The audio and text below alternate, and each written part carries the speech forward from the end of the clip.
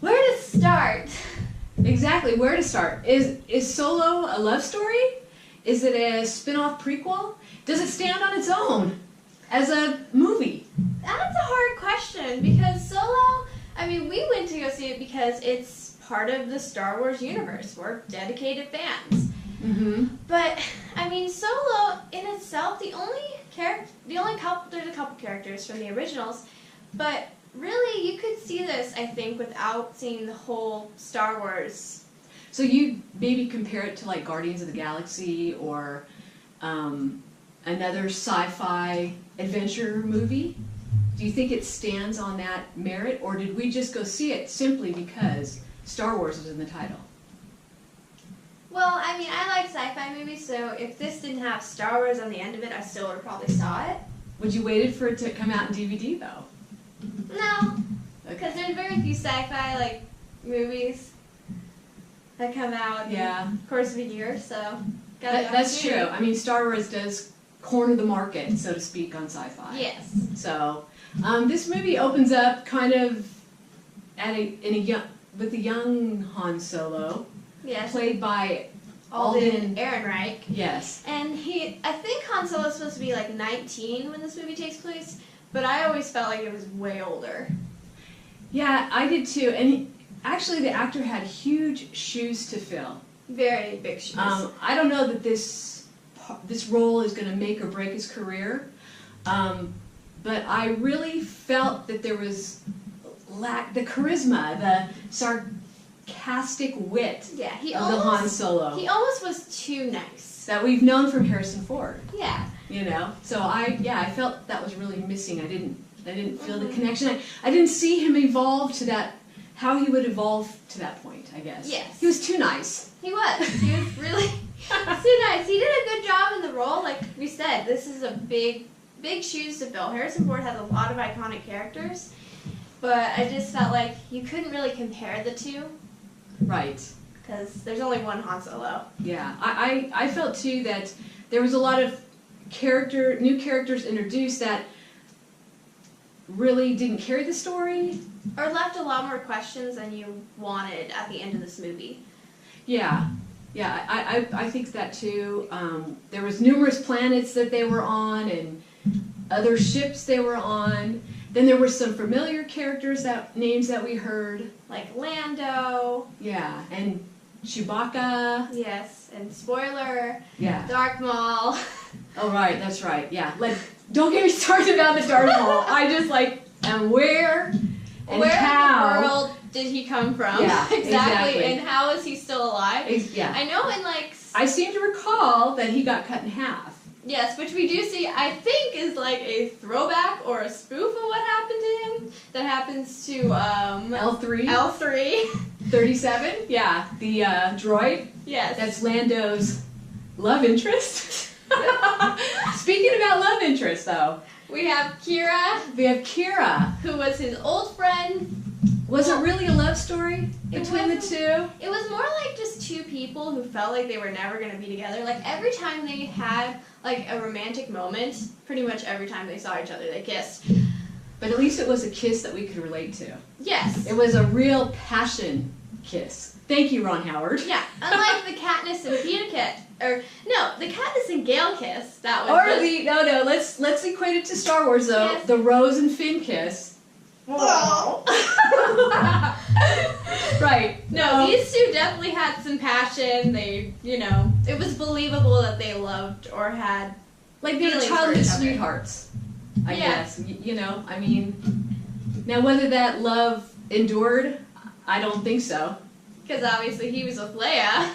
Well, and based on the fact that when she flew away in the spaceship at the end of the movie, he didn't go after her. No, he didn't have a ton of emotion. No. So, and in this one, Han shot first. Yes. Which is what he did in the original, but they just didn't want him to look like a... Yeah, well this one he truly did shoot first. But then he felt bad about it afterwards. Right? He was like running to him like, I'm sorry, man. So if I had to summarize this movie, I think it was really the tale of Han meets Chewie and gets the Millennium Falcon. Yes. So that's kind of how I would sum it up. Mm-hmm. And then there's all the interplay between, and it's not even a good versus evil. No, it isn't. They're really not But I good. like. No, they're all pretty bad. I mean, I guess they can be on the cusp of like an anti-hero. Because Mhm. they don't do like truly. Or, well, Right. they do pretty bad things. Yeah, That's I mean, realistic. they're stealing this hyperfuel, this coaxium, for the Their own purposes. empire, to Yeah. sell it to the empire and make money. Yeah, I mean, that's. youch. Yeah, that's not good. No, because all those other poor planets out there are going to suffer at the hands of I it. mean, this could be feeding or help make the Death Star, if you think about it. Exactly. So there's no real good guys, Mm-mm. except for the Cloud Riders. Yeah, the Cloud Riders, who were the first little inkling of the rebellion. Exactly. Yeah, I think pre-rebellion, but they were out there. So Yes, and they were starting it up. yeah. And they offered it to Han, and he wasn't ready yet, but I guess in a couple of years he's gonna be Yeah. thrown into it. And this, the movie, it was compelling. It was was totally straightforward. watchable. It was straightforward. Had a storyline. It didn't shoot off in all kinds of directions, so that it made it hard for the viewer to follow. There were some snaz parts of it. I felt myself looking at my watch because I knew how long it was at certain parts. Mm-hmm. But overall, it was worth the price of the ticket. Yes. So I would see it again. Mm-hmm. Just to kind of maybe pick up on things that I didn't notice before. I mean, we didn't Yeah. talk about even Woody Harrelson's character, Beckett, Yes. and his gang, that I don't know that they were really relevant. No, they didn't like carry the story. It could have, sadly, it could have been anyone who was Right. that gang. Like I really like Woody Harrelson. I do too, I do as a character, for Yes, sure. he really brings something different to characters. Yeah, But it was just, there wasn't enough screen time for him, no. or enough interaction to really showcase.